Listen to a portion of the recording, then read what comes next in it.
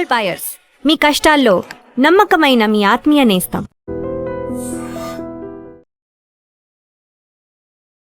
Welcome to iDream news. This is Pavan. నిన్న అతి దారుణంగా కైతలపూర్ ఇందిరమ్మ కాలనీలో ఒక మర్డర్ జరిగింది. కుటుంబ కలహాల మేరకు భర్త రహీం ఎవరైతే ఉన్నారో సుమేరా బేగం అనే వాళ్ళ భార్యని అతి కిరాతకంగా గొంతు కోసి చంపడం జరిగింది. దానికి సంబంధించిన ఇప్పుడు ఆ ప్రదేశంలోనే ఉన్నాను. ఇక్కడ చూడొచ్చు మీరు ఆ బట్టలు అదంతా ఈ రక్తపు మడుగుల్లో ఉన్న బట్టలు అవి తీసి పక్కన పెట్టేశారు. ఇక్కడ ఇదే కాలనీలో డబుల్ బెడ్రూమ్ ఫ్లాట్ అతనికి వచ్చింది. వీళ్ళకి ఓన్ హౌస్ అంటే ఇది డబుల్ బెడ్రూమ్ ఫ్లాట్ వచ్చింది. అతను కొంచెం వికలాంగుడు అవ్వడంతో గవర్నమెంట్ నుంచి ఇల్లు శాంక్షన్ ఉంది ఈ ఇందిరమ్మ కాలనీలో. సో ఇక్కడ ఈ వాటర్ ఇదంతా బ్లడ్ కడిగిన వాటర్ అనమాట. నిన్న రాత్రి ఎగ్జాక్ట్ గా ఒక 12:30 అప్పుడు మర్డర్ చంపాడు అని చెప్తున్నారు. ఎందుకంటే అతడు ఆటో తోలుతాడంట, లేట్ నైట్ వచ్చాడంట. వచ్చిన తర్వాత మరి ఏం జరిగిందో పరిస్థితి కానీ తెలియదు. కానీ ఆ రోజు నైటే చంపేసి అదే విధంగా ఆ నైట్ అంతా రూమ్ లోనే పడుకొని తెల్లవారుజామున 6:30-7 అప్పుడైతే వెళ్ళిపోవడం జరిగింది. వెళ్ళిపోయిన తర్వాత వెళ్ళిపోవడం జరిగింది. సో ఇక్కడ ఈ రూమ్ అని చెప్తున్నారు. లాక్ వేసి ఉంది. తెల్లవారుజామున వాళ్ళకి ఒక 2 సంవత్సరాల బాబు కూడా ఉన్నాడంట. ఒక అరౌండ్ 1.5 year బాబు.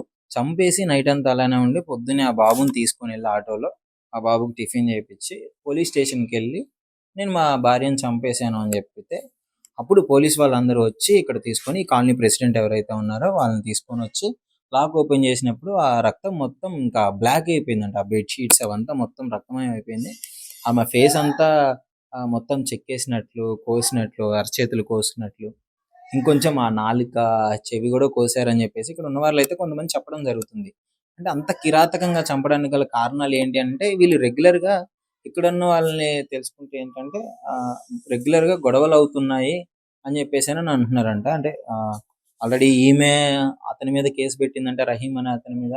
సుమేరా బేగం అనే ఆమె కూడా రహీం మీద కేసు పెట్టండి, రహీం కూడా టార్చర్ పెడుతున్నారు, మా అత్త మామలు తను టార్చర్ పెడుతుందని ఆల్రెడీ కేసులు ఉన్నాయంటే ఇద్దరి మీద గొడవలు జరుగుతున్నాయి. అదే తరహాలో అనుకున్నారు అందరు స్థానికులు కూడా. సో ఆ తర్వాత తెలిసింది ఆ రోజు నైటే చంపేసాడు అని చెప్పేసి. చంపి అతనే వెళ్ళి లొంగిపోయాడని తెలిసింది. సో ఇక్కడ కాలనీ వాసులు కూడా ఒకసారి మీకు క్లియర్ గా అర్థమయ్యేలా చెప్తారు. సో వాళ్ళని కూడా అడిగి తెలుసుకునే ప్రయత్నం చేద్దాం. కాలనీ వాసులు కూడా ఉన్నారు, ఒకసారి వీళ్ళని కూడా అడిగి తెలుసుకుందాము. అక్క ఏం జరిగింది అసలు ఆ రోజు? అంటే మీకేం తెలుసో చెప్పండి. మాకైతే తెలియదు. మేము మార్నింగ్ 7:30కి పనికి వెళ్ళిపోతున్నాము. నిన్న పొద్దున్న 7:30కి పనికి వెళ్తే అక్కడ ఆటోలో పిల్లోడిని వెనక సీట్ లో పడుకోబెట్టుకున్నాడు. అతను ముందు కూర్చొని డల్ గా ఉన్నారు. నేను ఈమె ఇంకొక ఆమె పనికి పోతున్నాం. వెళ్తూ మళ్ళా ఎందుకో అతనికి చేయికి దెబ్బ ఉంది, కర్చీప్ ఉంది, చేతికి కర్చీప్ ఉంది. ఏమైంది ఏమని మళ్ళీ అంత దూరం వెళ్ళి మళ్ళీ రిటర్న్ వచ్చి ఈమెనే అడిగింది. ఆయన ముస్లిమ్స్ ఆయన కదా, నాకు హిందీ రాదు, ఈమె హిందీలో అడిగింది. ఏమో అంటే ఈయనకేమో సమాధానం చెప్పిండు. ఇక మేము అనుకుంటే ఏమో జరిగింది ఏమో అక్క వాళ్ళ ఇంట్లోనే, అందుకే ఆయన అట్లా ఉన్నాడని మేము పనికి పోయాం. కరెక్ట్ గా 10:30 ఇలా అవుతుంది. మా పాప ఫోన్ చేసింది, మమ్మీ మన కాలనీ నిండా పోలీసులు ఉన్నారు, లాస్ట్ బ్లాక్ లో ఎవరికో చంపేశారట అని. అప్పటి వరకు మాకు తెలియదు. మేము వచ్చేసరికి శవము లేదు, మనుషులు లేరు, ఏమీ లేదు, తీసుకెళ్లిపోయారు. ఈవినింగ్ 5:30కి ఇలా వాళ్ళు ఒకరు వస్తుంటే ఇలానే వెళ్ళాము, కలిసాము, వచ్చేసాము. ఆ విషయం అయితే మాకేమీ తెలియదు అన్న. ఎందుకంటే మేము ఉండేది ఈసేవరికి, వాళ్ళు ఉండేది ఆసేవరికి. కాకపోతే ఆ పిల్ల మాత్రం ఇంత అప్పటి నుండి ఇక్కడే ఉంది, తిరుక్కుని పిల్లలతో పాటు ఆడుకొని అవ్వండి అక్కడ మసీదు ఉందా అది కడిగి పూజ చేయడం అన్ని చేసేది. కానీ అంతవరకే తెలుసు. కానీ వాళ్ళ ఇంట్లో గొడవలు గొల్లులు ఏమి తెలియదు అన్న నిజంగా మాకు. ఎందుకంటే మేము ఈ సేవరికి ఆమె ఆ సేవరికి. ఏం చెప్పలేదు. ఏమైంది क्या हुआ भैया हाथ को बोले तो मार लगा बोले. బ్లడ్ ఉంది, ఖర్చు కట్టేస్తున్నారు అంతే. అంతవరకు 2 years 1.5 नहीं 9 महीने का है, 2 साल का है. అంటే అసలు ఏంటంటే మీ కాలనీలో రెగ్యులర్ గా మీ చుట్టూ ఉండే వాళ్ళే అంటే ఇంత దారుణంగా చంపేశాడు కదా, ఏమనిపించింది? మాకు అది దారుణం సార్. మాకు అసలు ఒప్పుకోలేదు, అనుకోలేదు కూడా. అమ్మాయి మేము ఎప్పుడు సాయంత్రం పైనుంచి చూస్తాము. మీ కళ్ళ ముందే పెరిగిందని ఇక్కడే డైలీ షాప్ కి వచ్చేది. ఇక్కడ బేకరీ ఉంది, బాబుని తీసుకొని వచ్చి బేకరీకి వచ్చేది, ఇంటికి వెళ్ళేది. ఇలా చూసి పైనుంచి చూసేవాళ్ళం. మేము ఎప్పుడే మాట్లాడుకోలేదు. ఆ అమ్మాయి అని మాకు నిన్న కొద్దిగా బాధ అనిపించింది అంతే సార్. ప్రస్తుతము ఇన్సిడెంట్ జరిగింది కదా, ఆ ఇన్సిడెంట్ జరిగింది ఈ కాలనీ ప్రెసిడెంట్ అన్నగారు. ఒకసారి అడిగి తెలుసుకున్నామంటే ఆ టైంలో ఇతను కొంచెం అంటే ఆ దగ్గరికి వెళ్ళడము, డోర్ ఓపెన్ చేయించడము అవన్నీ చూసినాడంట. అన్న ఏం జరిగింది అసలు, ఎందుకు చంపాల్సి వచ్చిందంటే ఏంది? సార్ నిన్న అయితే నేను షాప్ లో ఉన్నాను. షాప్ ఇదేనా? State shop. అయితే నిన్న పోలీసు వ్యాన్ వస్తా అంటే ఎప్పటికి వాళ్ళ ఇంటికాడ వస్తారు కదా, చిన్న గొడవ చేసి ఉంటారు ఫ్యామిలీస్ లో అని చెప్పేసి అలా వచ్చింది. అంటే గతంలో కూడా పోలీస్ కేసులు అవుతుండే. అవుతున్నాయి, ఇంతకు ముందు కూడా ఫ్యామిలీ మ్యాటర్స్ లో కొడుతుంది, ఫ్యామిలీ మ్యాటర్స్ లో వెళ్ళిపోతుండే మనం పిఎస్కి. చిన్న చిన్న ఫ్యామిలీ విషయస్ ఉంటాయి కాబట్టి మనం కూడా ఏం పట్టించుకోలేదు. మళ్ళీ ఫోన్ చేశారు వాళ్ళు, ఇట్లా ఒకసారి రహీం వాళ్ళ ఇంటికాడికి వచ్చిపోండి అంటే పోయినాను. పోయినప్పుడు ఏమని చేసి అంటే ఆల్రెడీ పోలీస్ వ్యాన్ వచ్చింది, అంబులెన్స్ కూడా వచ్చేసింది. అయితే పక్క ఉన్న లేడీస్ కూడా ఉంటుంది, వాళ్ళని కూడా పిలిచారు. అమ్మాయి మీరు జర కొంచెం ఇక్కడ నిలబడండి అన్నారు. వాళ్ళు నిలబడి వీడియో తీస్తా ఉన్నారు. ఆల్రెడీ ఇక తాళాలు ఉన్నాయి, మేము ఓపెన్ చేస్తున్నాం, మీరు కాలనీ పెద్ద మంచి కాబట్టి ఉండాలని చెప్పేసి మిమ్మల్ని పిలిచాము. దాంట్లో తాళం తీసిన తర్వాత లోపల డెడ్ బాడీ పడి ఉంది. ఎగ్జాక్ట్ గా ఎలా ఉంది పరిస్థితి, బాడీ కండిషన్ ఎలా ఉంది అప్పుడు మీరు చూసిన? బాడీ అంటే ఇప్పుడు ఇట్లా కింద పడి బెడ్ మీద పడిపోయి ఉంది, బెడ్ మీద పడిపోయి ఉంది. మరి దాని తర్వాత పోలీసు వాళ్ళంతా లోపల కూడా అది ఆల్రెడీ ఫస్ట్ పండుకొని ఉంది.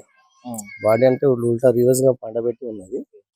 మొత్తం వీడియో రూమ్ లో మొత్తం వీడియో తీసుకున్నారు పోలీసు వాళ్ళు. వీడియో తీసిన తర్వాత దాన్ని ఇట్లా పల్టి కొట్టేసరికి మేడ ఇక్కడ నుంచి కట్ చేసి ఇలా పడేసి ఉంది.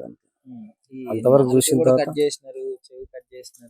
నాలుక వరకు అయితే ఏం చూడలేదు, ఆల్రెడీ మూతి బంద్ ఉన్నది. ఆ టైంకి గొంతు కోసింది మాత్రం ఒకటే కనిపించింది, మొత్తం ఫేస్ అంతా నల్లగా అయిపోయింది, అంటే బ్లడ్ తోటి.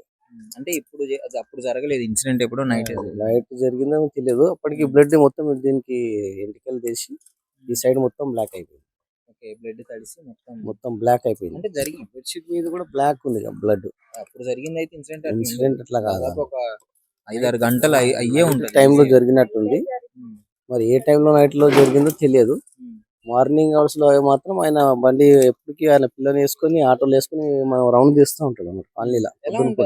బిహేవియర్ ఎలా ఉంటుంది? బిహేవియర్ మనతో అయితే బాగానే ఉంటాడు, ఫ్యామిలీస్ తోటి. మరి మధ్యలో కాలనీలో మనతో అందరితో బాగానే ఉంటాడు, తను కూడా బాగానే ఉంటాడు. మన ఫ్రెండ్షిప్ బాగానే ఉంటది. ఇప్పటి నుంచి కాదు, మనకు చిన్న 20 సంవత్సరాల నుంచి తెలుసు. చిన్నప్పటి నుంచి మనం చిన్నప్పటి నుంచి ఇదే కాలనీ, ఇదే కాలనీలో ఉంది. ప్లస్ రహీము అనేటోడు కూడా మా ఫ్రెండే, చిన్నప్పటి నుంచి పెరిగిన వాళ్ళే అందరూ. ఇక్కడ పెరగలేదు, అంటే ఫ్రెండ్షిప్. మనకు ఇల్లు వచ్చింది కదా ఇంద్రమ్మ, అప్పుడు మన వికలాంగుల సొసైటీలో ఉండము కాబట్టి అట్లా ఫ్రెండ్షిప్ లో తెలుసు. మీటింగ్ ఏదైనా ఉంటే వాళ్ళు వచ్చి మేము కలుస్తుండే. అలా మన గ్రూప్ నుంచి, మన హ్యాండిక్యాప్ గ్రూప్ నుంచి వికలాంగుల అందరికి ఇల్లు ఇచ్చారు.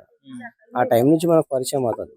గోరమండలో ఉంటారు. మరి ఏంటి ఇంత సడన్ గా, అంటే అంత కిరాతకంగా ఒక మహిళను చంపారు? వాళ్ళ ఫ్యామిలీ మ్యాటర్స్ లో ఏం జరిగిందో, మరి అత్త ఉంటది, వాళ్ళ మరదలు వస్తుంటారు, ఈ విషయంలో ఏం అయిందో మనకైతే పర్సనల్ తెలియదు. అతని పేరు రహీం. అయితే దీని విషయంలో అయితే 2-3 సార్లు అయితే పిఎస్ కి అయితే వెళ్ళడం జరిగింది. ఈ ఫ్యామిలీ మెంబర్స్ అయితే మనం ఎంటర్ కావద్దు కాబట్టి వాళ్ళు ఏమైనా ఉంటే పర్సనల్ కేసు పెట్టారా ఆమెను కొడుతున్నాడు అని?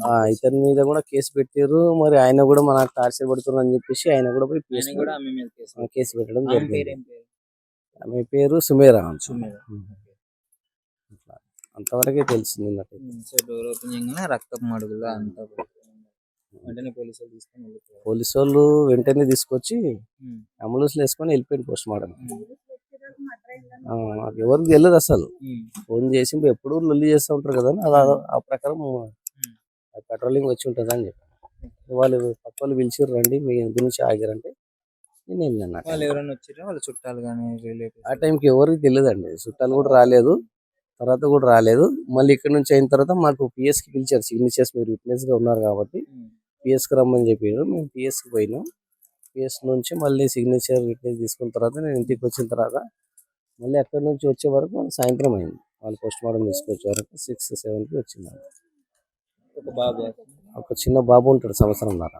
చంపేశాడు కదా, అసలు ఏం జరిగింది మీకేం తెలుసు? మాకేం తెలియదు ఆయన. అంటే రెగ్యులర్ గా వీళ్ళు గొడవలు పడుతుండేనా? ఎన్ని సంవత్సరాల నుంచి ఉంటున్నారు ఇక్కడ? ఏమో ఇద్దరు ఆల్మాలు కొట్లాడుకుంటుండ్రు. ఆల్మాలు భార్య భర్తలు అంత గొడవలు ఉంటాయి. గొడవలు ఇంత పెద్ద గొడవ అయింది కదా నైట్, మీకేమన్నా వినిపించిందా? మాకేం వినవాడలే నాయన, మేము ఆ ఇంట్లో ఉంటాం దూరం. ఎప్పటి నుంచి ఉంటున్నారు వాళ్ళు ఇక్కడ? వాళ్ళ ఇల్లు సొంతమే, వానికి ఇల్లు వచ్చింది. కుట్టోడు ఉన్నాడు, గవర్నమెంట్ ఇచ్చింది. గవర్నమెంట్ ఇచ్చిందా? ఆ, ఆయన హ్యాండిక్యాప్ అతను? ఆ, అవునా? కుంటోడు ఆయన, ఒక కాలు ఇట్లా కుంటి కుంటి నడుస్తాడు. వాళ్ళు కొంచెం తేడా ఉంటుంది. మరి ఏంటి ఒక బాబు అని కూడా చెప్తున్నారు, అంత కిరాతకంగా చంపడానికి ఏం ఏం చెప్పుకుంటున్నారు? చంపడానికి రీజన్ ఏమన్నా ఉందా? మాకేం తెలియదు, మళ్ళీ ఆడు ఎట్లా చంపిండో ఏం చంపిండో ఉమ్. ఆనికే తెలియాలి, ఆ పిల్లకే తెలియాలి. అంటే ఇది కోసినారు, నాలుగు కూడా కోసినారు అని చెప్తున్నారు. అనుకుంటున్నారు నా ఫోన్లలో ఇట్లా నాలుకే కోసిండు, ఉమ్. ఇదంతా కోసిండ్రు అని ఆ ఫోన్లో మందికి చెప్తున్నారు వాళ్ళు. అందరూ ఆ, అంటే ఇప్పుడు చంపి అతనే వెళ్ళాడా? అతనే వెళ్ళిండు కూకుడుపల్లికి. చంపేసి చంపేసి తాళం వేసుకొని పోయిండు. ఇంటికి తాళం వేసి ఆ, వెళ్ళాడా? బాబు బాబు ఆ నెంబడే ఉన్నాడు. అర్రే. ఛെ. ఆ, ఆయనకి ఏమన్నా తినబెడతాడు. ఆమె పొద్దెక్కిన దాకా లేవకపోతుండే 10 గంటల దాకా. ఆ. ఆయనకి వండకపోతుండే పెట్టకపోతుండే, ఏం కోపం పెట్టుకున్నాడు వాడు. గొడవలు అవుతుంది ఇద్దరికి. నైట్లో వస్తే ఉమ్. ఆ, ఏమంటారు, తలుపు తీయకపోతుండే నాడు. తాగి ఆటోలో వచ్చేదా ఇతను? ఆటోలే తాగొచ్చి తాగని మనకు తెలియదు నాయన. ఓకే. ఆడు తాగకపోతుండే, ఉమ్. మనకు ఏం తెలియదు. చేస్తాడు ఇతను, ఏం చేస్తాడు? ఆటో నడిపిస్తాడు. ఆటో నడిపిస్తాడా? ఆ, ఓకే.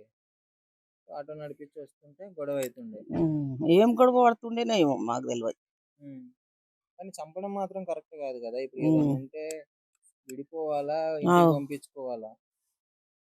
కుకట్పల్లిలో మళ్ళీ కేసు కూడా ఉంది అతని మీద, పాత కేసు అని కూడా అన్నారు కదా. ఉన్నది కేసు ఉన్నదంట. మొన్న ఇవన్నీ దెబ్బలు తగిలినాయి ఆమెకి. ఆమెకా?